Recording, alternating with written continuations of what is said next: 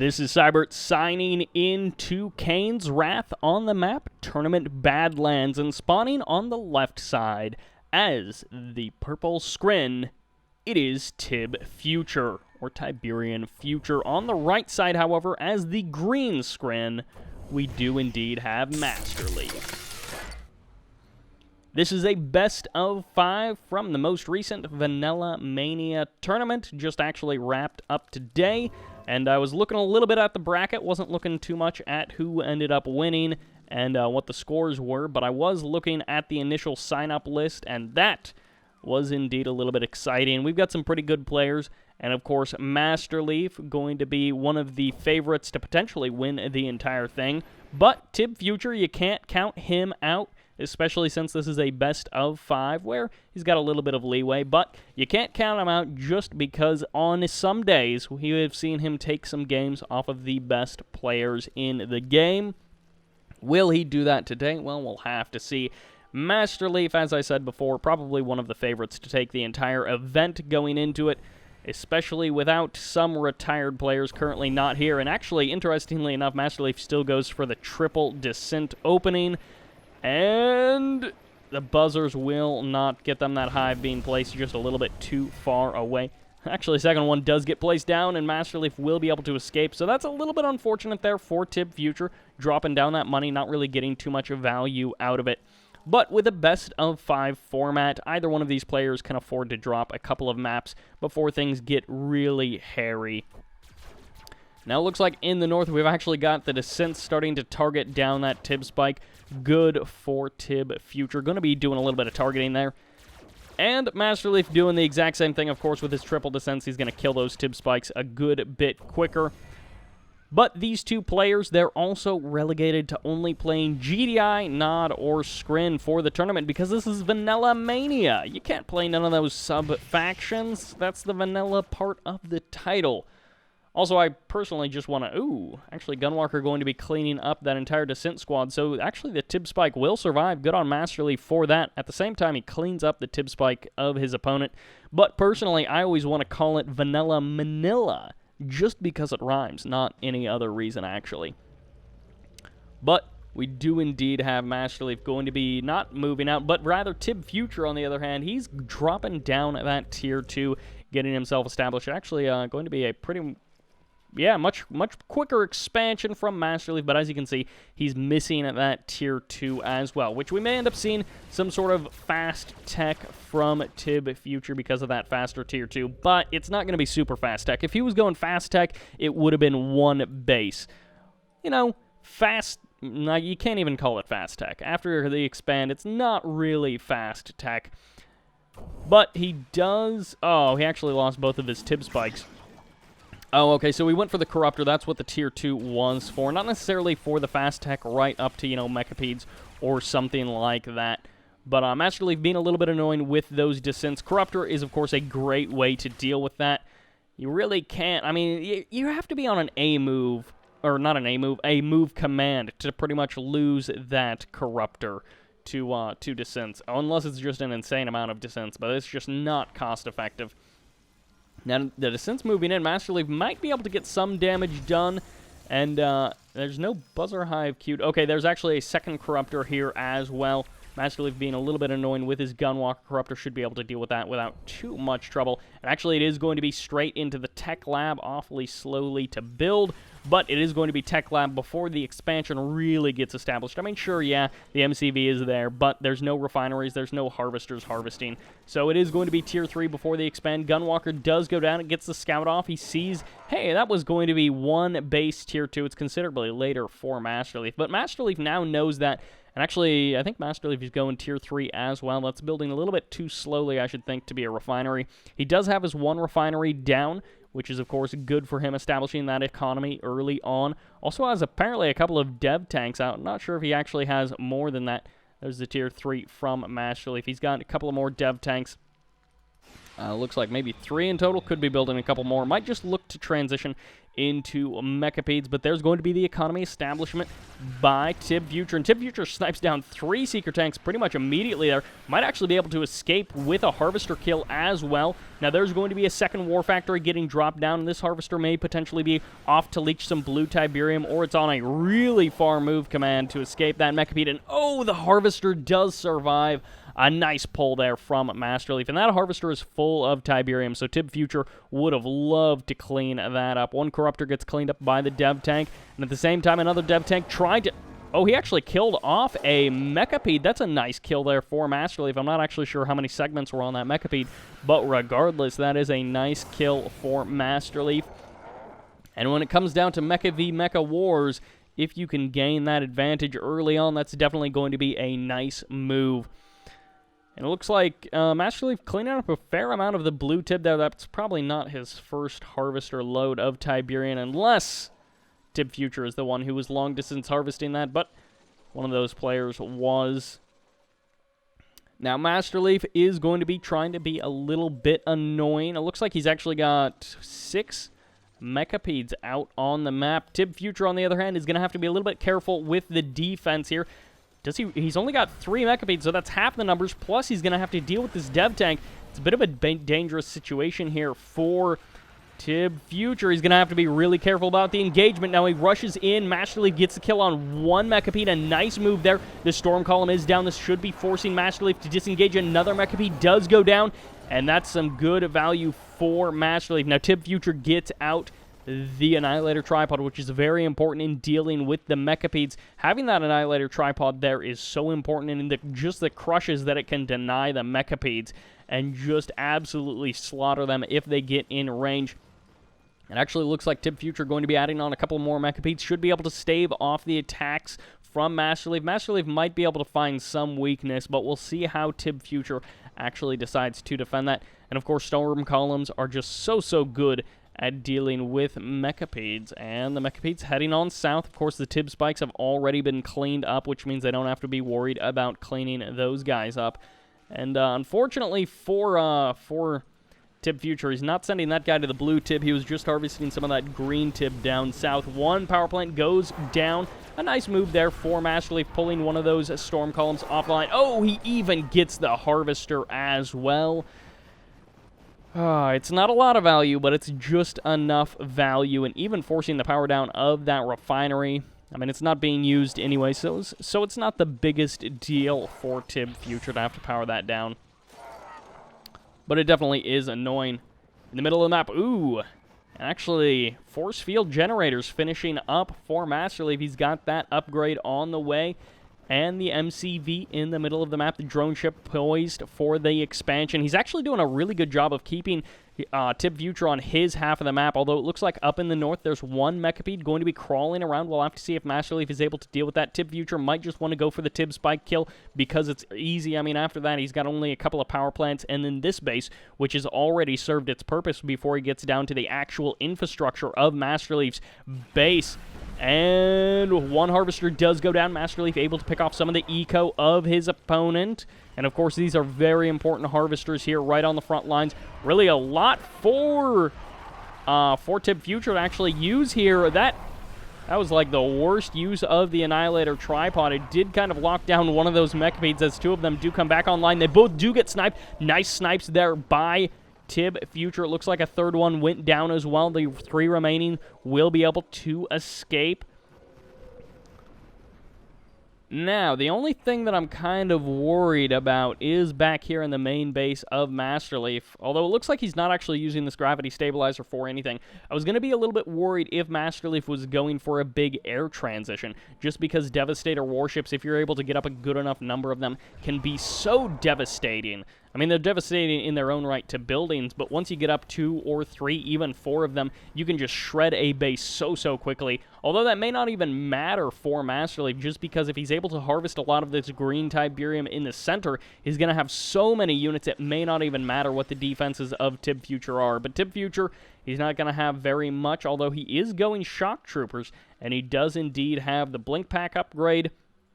And, of course, that will allow these guys to teleport around the battlefield. He doesn't have plasma disc launchers, which just is a little bit of a damage buff for them. And, of course, it's always good to get that if you're going to be going for a lot of them. It's almost done upgrading, although it hasn't quite finished just yet. Now, MasterLeaf is going to have to be careful. With this many tripods out on the field, TibFuture can do a lot of damage. And, of course, the Shock Troopers will help TibFuture break through the front lines of MasterLeaf. But as MasterLeaf gets more and more value from this field, this expansion has probably almost paid for itself or already paid for itself. And, even more blue Tiberium. I'm not actually sure who got the majority of that blue Tiberium, but there was 1.5, maybe even 2 or 3 loads of blue Tiberium there just a little while ago. And if that was all going to MasterLeaf, then that is just a huge advantage he has in economy over TibFuture. TibFuture does certainly still have an opportunity to push forward here and do some serious damage if he's able to lock down this field and then start working on his own expansion. Well, not even expansion, but reestablishing his main base. He can fuel his next army with that. There's going to be the stasis chamber for both players, going to be locking down some of the tripods. MasterLeaf moving in. The overwhelming numbers are just going to be brutal as soon as these units come out of that lockdown. And, I mean, the Shock Troopers really didn't do too much. They weren't, and I don't think, in good enough numbers. I mean, against this many units of MasterLeaf, it's just not going to be quite enough. MasterLeaf moving in for the complete surround, 360 degrees, getting as many EMPs off as he can. And, of course, with the shields, it's going to be helping a little bit, but the DPS is just way too insane, and MasterLeaf stomps all over this army. TibFuture getting absolutely bashed in the middle of the map here, and on top of that, he has not, it looks like, been harvesting very much of his initial field, which means he probably doesn't have very much money to begin with. As you can see, these harvesters are not depositing very much Tiberium. There's probably not very much money left in the bank for TibFuture. He may have been trying something a little bit sneaky here. It could have been a mastermind down here, but TiberianFuture has been defeated, and unfortunately for him, MasterLeaf got the ball rolling, and TibFuture could not stop it. TibFuture actually, beyond that first couple of mechapedes that he sent into MasterLeaf's base, he wasn't really ever able to touch MasterLeaf. MasterLeaf kept the pressure on from that point and was able to put a serious dent in TibFuture, a couple of points there. And as you can see, I mean, that resource graph pretty much tells it all. But this is game 1 of this best of 5. And while TibFuture does indeed still have a chance to turn this around, masterful performance from MasterLeaf is looking a little bit daunting. So TibFuture, can he turn it around? We'll see in game number 2. Which takes us to Twilight City for game number 2 of this best of 5. On the left side, the man who is down 0-1. He needs your cheers. Give it up for the purple nod, TiberianFuture. And on the right side, the red Skrin. He's staying true to his roots. Can he continue his dominance? It is MasterLeaf. And of course, with this being semifinals, these players have already worked their way through some of their opponents. They've already worked their way through a couple of rounds. I don't know that they beat anyone too incredible in those early rounds. As I said, I wasn't really following too much of the bracket. I wasn't really following the tournament, otherwise I would have been live casting it.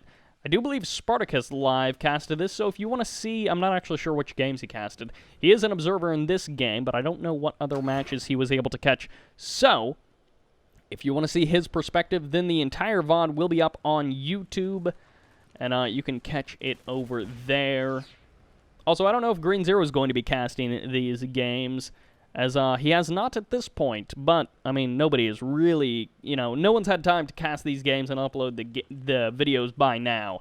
But Green Zero may very well be casting these games. If he has, then I'm sure everyone is whining in the comments, which I guess makes this a little bit meta, or he hasn't casted it, and I'm just wrong. But it looks like we are going to be having a bit of a flame rush coming out from our nod opponent, or he's going for some really weird build if it's not going to be any sort of flame rush. Will it be just one flame tank? Will it be a lot of flame tanks? Of course, Technique, I don't know if Technique coined it, but Technique used to do this build where he would go like 88 flame tanks, and yes, that's a very precise number, but he'd go a whole bunch of flame tanks, and he'd basically like, all right, this one's going up here, this one's going this way, this one's going here, this one's going there. Nope, it's just going to be flame into Reckoner, and there should be a second operation center queued. No, he may not actually be going for a second operation center at all. He is indeed just going to be going a single flame in that Reckoner. This is like the cheap man's version of the Flame Rush. You don't want to spend the extra $750. You don't want to spend the extra time getting out that second operation center. You just want the Reckoner. You just want the Flame Tank. And he's not splitting them. He's keeping them together, which does kind of make it easier to deal with, but at the same time, that means that they're both hitting in the same area. And actually, no, they're not going to be hitting the same area. Flame Tank is going to be going for the Tib Spike. Reckoner is going to be going right into the middle of the map, or right in the middle of the base. Now, there's 2 Seekers out, and the 2 Seekers will be able to do a little bit of damage here, but there is going to be the Photon Cannon. That's why you can see the portal there. You know, of course, going portal, you could get Descents, but who goes Descents versus heavy flame attacks? I'm not actually sure. There was the reactor for the block. This is a nice reaction from MasterLeaf. It's not enough. TibFuture doing some nice damage here. Isn't enough to really justify the cost that he went. Well, maybe not. He did force out a lot of Seekers. He did force out base defenses, but did he really justify it? I mean, we're sitting at 1 refinery, 4 harvesters. It's 2 refinery, 5 harvesters for TibFuture, so he's ahead in that sense. Now, if these Seekers do some damage, MasterLeaf can even things up. And it looks like we do have like 7 Seekers, 8 Seekers moving out across the map. MasterLeaf, on the other hand, dropping down his extra refinery before he moves his MCV, could be even going tier 2 if he really wants to. But we have seen, we're going into double War Factory. Now, the MCV cell may be the next thing to happen, but this could be double War Factory just for a little bit of a kind of panic response and a little bit of crisis management. He is going just into Raider Buggies, which, of course, the gun damage does a fair bit. But, MasterLeaf committing hard. He's got the repair drones. He's got the lightning spike as well. If he's able to gobble down some of these units right as they're popping up out of the War Factory, then it's going to be beneficial. And at the same time, TibFuture, I mean, he built the barracks. He didn't really do too much with the rocket infantry that he built out of them. Nice control by MasterLeaf, pulling back the weakened Seekers so that they can get those repairs, eating away at the Scorpion tanks. And, I mean, 3, 4, maybe even, 4 or 5 of these Scorpion tanks are basically never engaging, and that could just be because TibFuture is worried about other units pulling around here and trying to do damage, but he drops down the Operations Center, potentially going to be using that. I'm not exactly sure what, because Flame Tanks would be good in the counterattack, but are they just going to get picked off by the Seekers? He could just be going for Dozer Blades, which I feel like makes a lot more sense, but no, he's not actually going for Dozer Blades as well. I mean, there's no way he's teching, right? I mean, there's no way that this is actually for a tech lab or something like that. The Scorpion tanks are in good enough numbers at this point. Will he actually keep around that extra War Factory? Not 100% sure, but he's got good enough numbers. Now, I would almost like to see a Flame Tank come out from a TibFuture, just because he can be reasonably sure that this expansion is going to be a little bit sore. He could potentially even move it into the main base to try to do some damage. And will he actually go for that? Well, probably not, but we'll have to see. He's going right into Bike Buggy for the follow-up. And, of course, that can be extremely powerful. He is moving his MCV, which would sometimes indicate, wow, he actually got attenuated force fields. That is weird. Not something you see very often, but, of course, it's a Tier 2 upgrade for your Seekers and your Gunwalkers. It gives them that extra bit of damage-absorbing ability, that extra bit of armor on top of them. Helps them deal with the Scorpion tanks. Now, Descents are definitely a good option, and of course, with the Portal, Photon Cannons can also be thrown down. He went double Portal, going to be going Descents at the expansion as well, but MasterLeaf desperately needs to get some sort of eco up and rolling. There, the Tib Spike finally goes down for MasterLeaf. Did not go down earlier, and TibFuture, he's got his MCV up here, so he's going to be expanding towards his opponent, which, I mean, if DevTechs start coming out in reasonable numbers, that can turn really bad for TiberianFuture, but he's going to be committing pretty hard to the expansion. He's swinging the Bike Buggy in here as well as moving the Scorpion tanks, and this is going to be a bit of point of contention for the next couple of minutes in this game. Now, TibFuture, with his own expansion coming down relatively close, has an opportunity to kind of sell off a lot of his infrastructure there and rebuild it up on the front lines, where he's going to be able to get reinforcements just as quickly to the front line as his opponent. He comes in, couple of bikes swinging in, trying to do some damage. He's not really cleaning up too many harvesters, wasting shots there on infantry and Seekers, not really going for the money targets. But now he's got the Scorpion tanks in here. He's going to be able to pick off at least a couple of the Harvesters. 2 Harvesters do go down. A third one is in peril, but MasterLeaf is...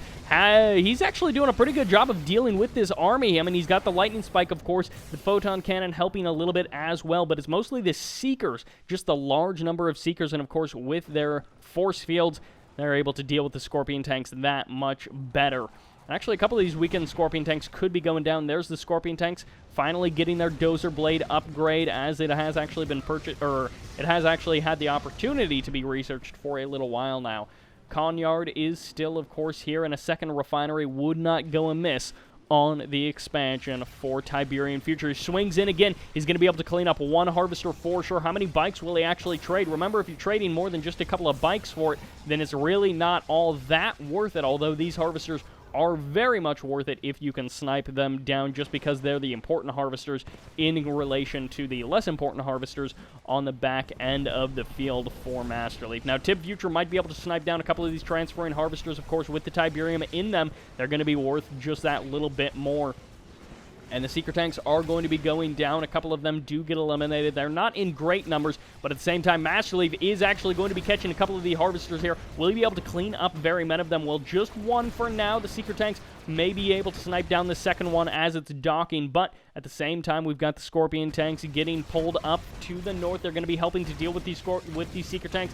Oh, that Seeker tank is so close to going down, but the Scorpion tanks are what are being focus fired by MasterLeaf. I think he thought he had enough DPS to actually kill off that Harvester, but he did not. Cleans up 2 more Harvesters, though. Finally able to eliminate those guys before his Seeker tanks will be getting cleaned up. A couple of more Scorpion tanks will be going down. If he could focus fire, he would be able to clean up that last Scorpion tank for sure.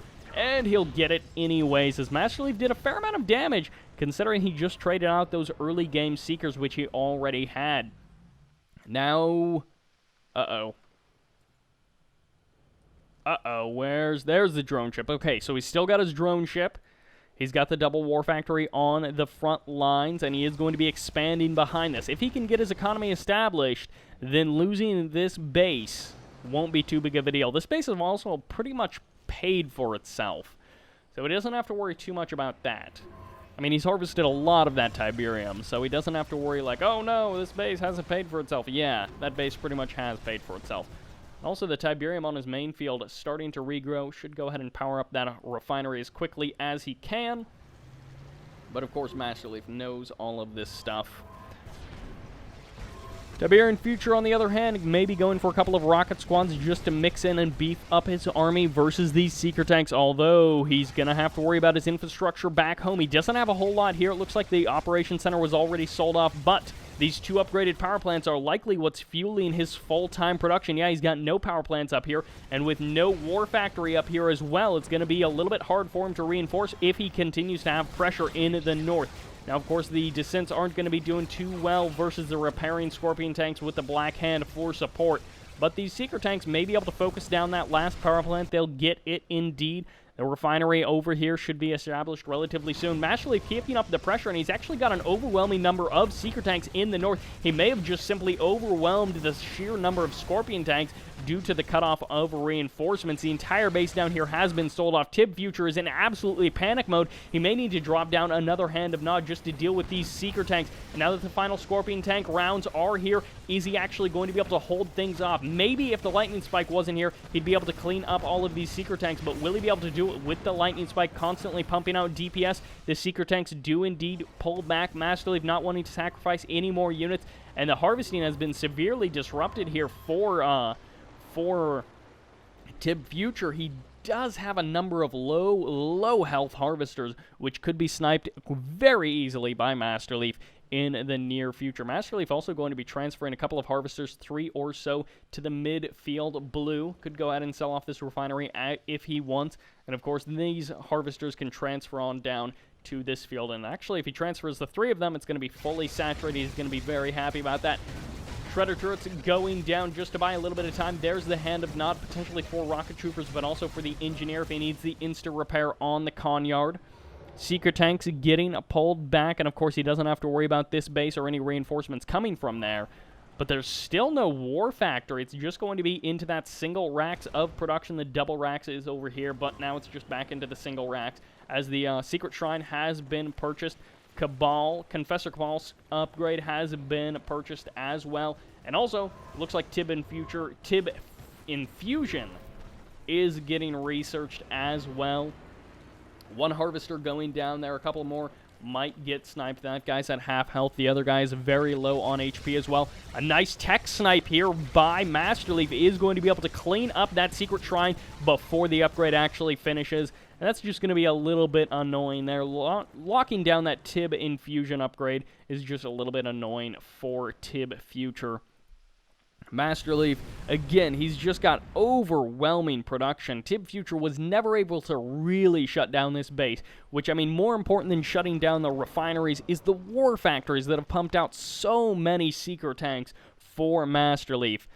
And again, MasterLeaf, he's keeping the pressure on TiberianFuture. TibFuture has been locked up on his base for the majority of this game and the last game, just not able to really push out, not able to do anything other than the initial aggression that he tried, and wasn't able to really accomplish all that much other than the flame tank rush at the very beginning of the game. He hasn't really been able to do very much damage to MasterLeaf, and of course Gunwalkers with those attenuated force fields doing just that extra bit of damage, having that extra bit of HP to allow them to crush even more units, and now it's just so many Seekers from MasterLeaf. He could probably just A-move and be absolutely fine in crushing through TibFuture. At the same time, even if he loses every single unit, even if he loses this expansion, MasterLeaf still has his third base down in the bottom right corner, and then his potential fourth base after that.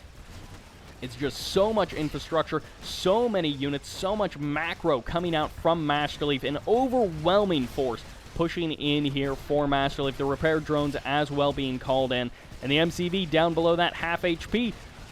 Where is the Hand of Nod? It's already been sniped down. There's no engineers in sight, and there's not even anything on the build queue for TiberianFuture, so he's not going to be able to save that Conyard. He's probably just typing out his GGs at this point and thinking about what he wants to do in the next game.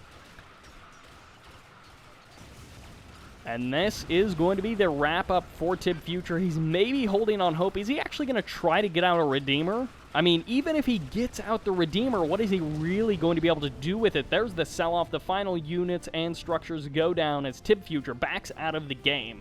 And it's like, oh, okay, well, you got out that one unit. Oh, maybe you're able to clean up that entire army. I guess I'll just remax on my 2 fields of economy and my insane production that I'm able to push out from there. I mean, he could go something like 6 portal and just spam descents if he really wanted to at that point. Just get out an insane number of units. Nice unit kill-to-death ratio there for MasterLeaf. Far superior economy as well. Okay, you know, maybe not the most superior, but we're talking about 32,000 credits in only 15 minutes. That's a pretty good differentiation between these two players in terms of that economy. And we'll be seeing how the next game goes, but so far MasterLeaf is showing us a solid performance. TibFuture not quite rising to the challenge. He's playing all right, but it's just MasterLeaf is playing that next level better. We'll see. TibFuture, can he make the comeback happen? He has to win every single game from here. And MasterLeaf is he's not unbeatable. We've certainly seen that in the past, especially the recent tournament results from MasterLeaf have not been good. So TibFuture, he has a shot. Can he take it? Can he make it happen? We'll find out what the next step of this story is in game number 3. And that game number 3 takes us to Small Town, USA, with spawning as the purple GDI in the bottom left corner. It's the man who's down 0-2. It's TiberianFuture. And in the northeast position, as that yellow screen, it is MasterLeaf. Now, Small Town USA is, of course, TiberianFuture's map pick, as was the map before this, unless they decided to not do loser's pick, which would be very weird. But it's going to be a map that he's probably comfortable with, that he's got a plan for, and he's probably feeling, oh, GDI on this map, it's got some pretty heavy choke points. Maybe I can use those to my advantage. Maybe I can get some armor rolling and try to just roll over MasterLeaf. But we shall see.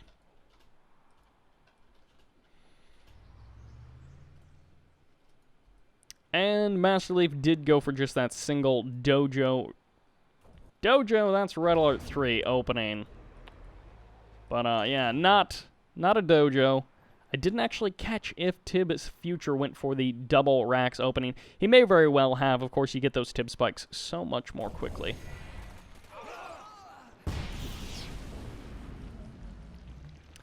Looking like standard macro openings for both players. Nothing too crazy, not like fast, super crazy pits or anything like that. And even the Rifleman squads are going to be getting the scouting out that TiberianFuture wants. He's not going to have to worry about going anything crazy for the defense versus some ridiculous all-in or anything like that. It's just shaping up to be a more standard macro game for both players. There's the MCV pack-up for TiberianFuture, which this is about as standard as you can get. He's got those double power plants, those double refineries. He's getting himself up to that 5 and 2 harvester refinery ratio. MasterLeaf doing the same thing, and he has definitely scouted the MCV move of his opponent. He's deciding, oh no, he redrops his drone ship there, and this isn't, this is not Tiberium Wars. You cannot just base push your way over here and have it actually be a realistic option. He's going to have to go for something a little bit smarter than that. But I'm actually kind of curious because MasterLeaf did indeed see, he saw the MCV moving out. He saw like, okay, do I want to try to contend and try to like base push against a GDI player? Well, maybe not, but maybe I want to go dev tanks. Maybe I want to get that tier 2 up before my expand and get, of course, some upgraded power plants as well. And also, Ichor Seed going to be calling that down. Maybe an extra harvester, but no, it is going to be into the dev tanks for MasterLeaf. And yeah, MasterLeaf, he's seeing over here. He's like, all right, you got yourself a watchtower. You're going to be chasing away my buzzer squad, but I'm going to have pretty good vision over there for quite some time. And TiberianFuture, he's going to be like, all right, what exactly are you doing over here? Can I grab your Tib Spike or maybe even your MCV? But a lone APC like this, you always have to wonder, is there an engineer inside of that APC? I mean, are you trying to mine my field, or are you going to be going for the engineer cap? Now, there is, it looks like, a buzzer hive queued, and there's the insta-kill for MasterLeaf as I hit the wrong hotkeys and don't zoom in at all. But the APC does get pushed back. The engineer gets cleaned up, and even the APC won't do very much for scouting with this dev tank. I guess the greatest thing that APC did was it almost drained the Tib tank of that dev tank. Oh, man, and he snipes a harvester as well. MasterLeaf is just playing so well. There's no defense here at the expansion for TiberianFuture, and that... oh, that is not a good opening for TiberianFuture. On top of that, he's actually just spending credits trying to get this refinery from...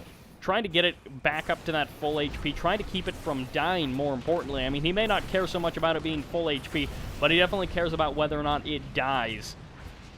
Oh, losing that harvester is not good, as TiberianFuture is going to have a hard time really making this game work for him. Now, of course, the advantage that he has is if he's able to trade extremely efficiently with his hardier GDI units. But losing that first harvester, it's all right, maybe don't repair if you've got the laser field as well. You've really spent some cash defending that refinery. You probably don't need to spend any more money defending that refinery. He is going into hammerheads. Now, this isn't going to be double airfield hammerheads, at least not just yet. And he's transferring lots of harvesters. Should sell off one of these refineries just for the extra bit of cash. It's not a lot, no, but it is that extra bit. And it's like, you know, that's maybe just barely enough that he needs. You know, it'll help him finish up his upgrade a little bit faster, that sort of thing. But he definitely needs to get his snipe on. He needs to get his snipe on in the sense that he needs to snipe harvesters of MasterLeaf. He needs to curb the economy that he is currently caught up in. But MasterLeaf has been harvesting that extra bit of Tib from the middle of his base. He did have that Ichor Seed that extended the life of this expansion, or of this main base, a little bit longer.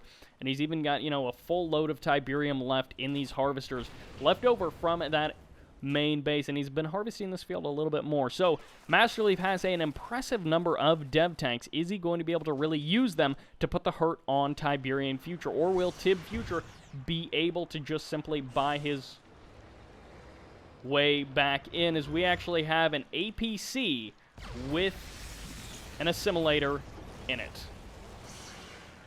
I definitely missed some sort of MCV cap, and that is exactly what TibFuture needed, although it's already triple gravity stabilizer for MasterLeaf. So maybe all that talk I did about MasterLeaf is for naught, as he's actually been going for, indeed, that triple Storm Rider production, and that is just a difficult number of Storm Riders to deal with, especially if you don't have the scout on it, especially if you don't know that it's coming.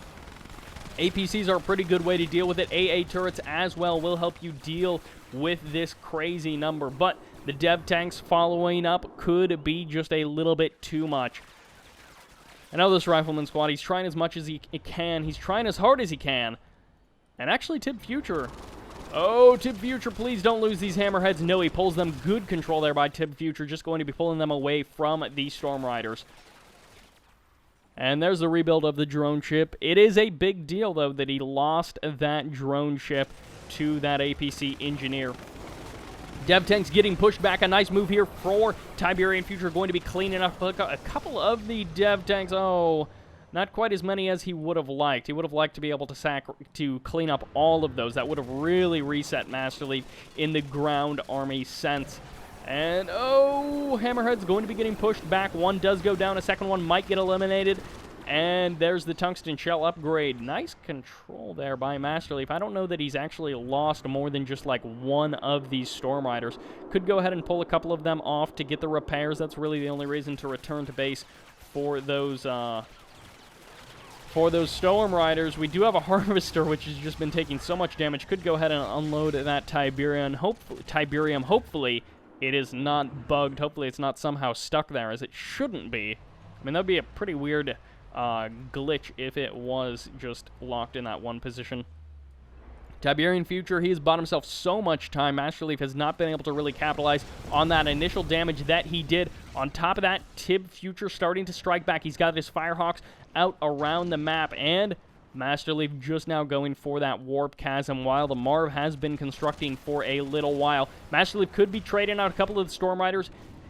A couple of mistakes there for MasterLeaf swinging in there. Of course, he didn't necessarily know that the tungsten shells were going to be waiting for him.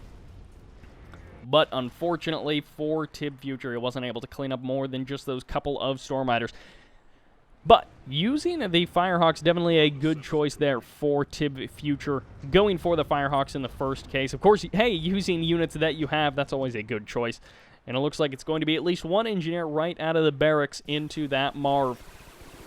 He may end up going for rockets inside of the Marv just due to the number of Storm Riders. Now, maybe he just goes slingshots, as that will help him deal with the Storm Riders.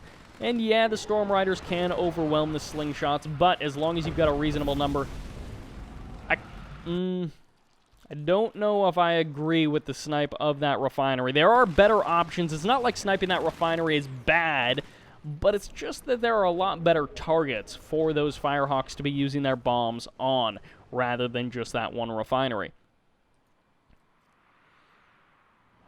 Now, there are still a couple of Hammerheads out on the field. 3 of them are here for slingshots as well, and it's just one engineer, a couple of railguns inside of that Marv as well. Those zone troopers are going to be providing some nice DPS. MasterLeaf starting to move out across the map. He's got his Storm Riders potentially guarding these refineries. Maybe he knows that those are going to be smart targets for his opponent to hit. And it looks like already something got dropped. I'm not sure what it was. Could it have been the Tier 3? No, the Tier 3 is over there, as well as the Stasis Chamber. Tier 2 is here as well. And oh, there's going to be the Mastermind for MasterLeaf. He's going to be just a little bit annoying with that, most likely. One Juggernaut does end up going down. Hammerhead's going to be able to get torn up by the Storm Riders as well. And unfortunately for TibFuture, his units are on the wrong part of the map to really deal with his opponent. And actually, I wonder what this Mastermind is going to be used for exactly. Potentially just to transport, or rather to teleport back the Eradicator Hexpod for some good classic hexalaming, which MasterLeaf used to do a lot more. He doesn't do it nearly as much now. But I hope he's not going to be doing that too hard in this game. TibFuture, though, he's holed up in this little part of the map, which isn't necessarily as bad as it could be, because he's got a lot of his infrastructure, he's got all of his important stuff in this corner of the map. So yeah, while he is just locked up in this base, and MasterLeaf can kind of take the rest of the map, so to speak. I mean, there's not a whole lot for him to take, other than just that little bit of Tiberium. I don't think MasterLeaf was able to grab anything too crazy expensive at this point. TibFuture is going to be moving out. He's bringing his entire posse with him, and he's actually going to be potentially using the Firehawks to clear out the Storm Riders. Will he actually be using their anti-air missiles? Well, we'll have to see.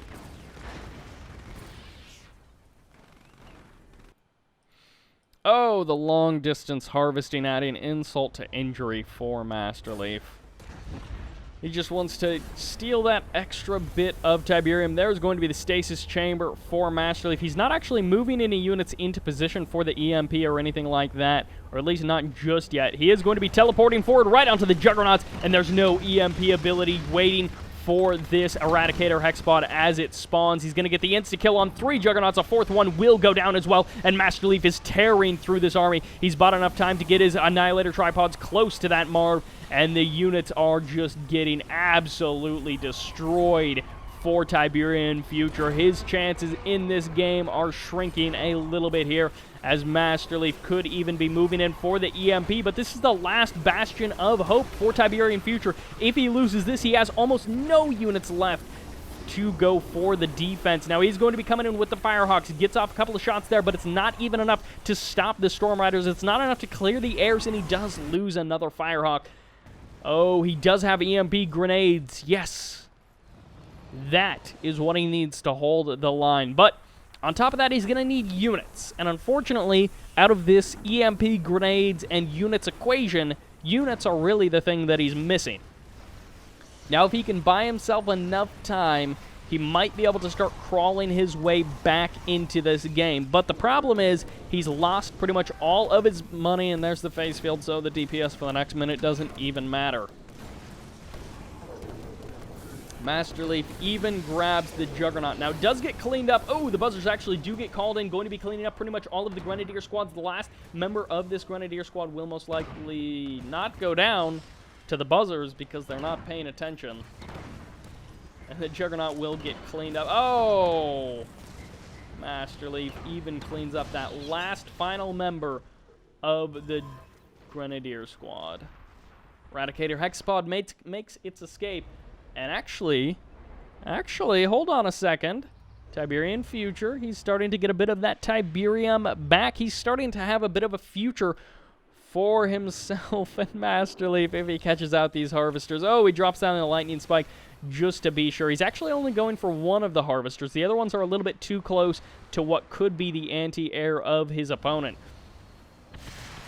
But the Firehawks are going to be coming in. They take out one Storm Rider. I don't think any of the Firehawks went down, which is a good escape there. But, oh! Oh, my. That almost cleaned up the airfield there. Those Juggernauts just doing unfortunate amounts of damage. And now MasterLeaf controlling this little bit of Tiberium over here. He's even got a signal transmitter. He's just going to clean up the Tib spike because he wants to nail down every bit of hope that TiberianFuture has. He wants to nail it down, and he wants to bury it as the Devastator warships are coming in.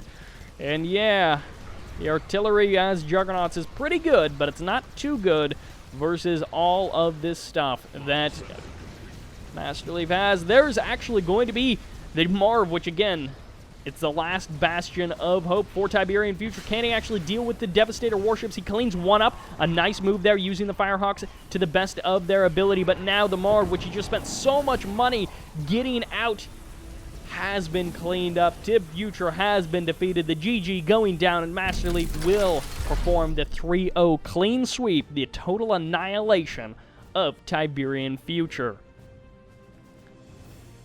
And that will do it for the semifinal. Now, on the other half of the bracket, it's Kimosabi. I'm not actually sure who he's facing. It might be Dirty Dutch. Unfortunately, those replays were not posted, so I don't think I will be casting those games. Just going to be heading into the finals. But Spartacus may have casted them, so you can always go check out the VOD on his channel, or maybe the replays will surface later. At any rate, I'm going to get right into the finals, and I hope you guys enjoyed that series. It was a little bit one-sided there. MasterLeaf really just stomped TibFuture, which is unfortunate there because TibFuture could have showed much better games. His games were solid, but MasterLeaf, again, just playing that one level better than TibFuture. Of course, thank you all very much for watching, and this is Sybert signing out.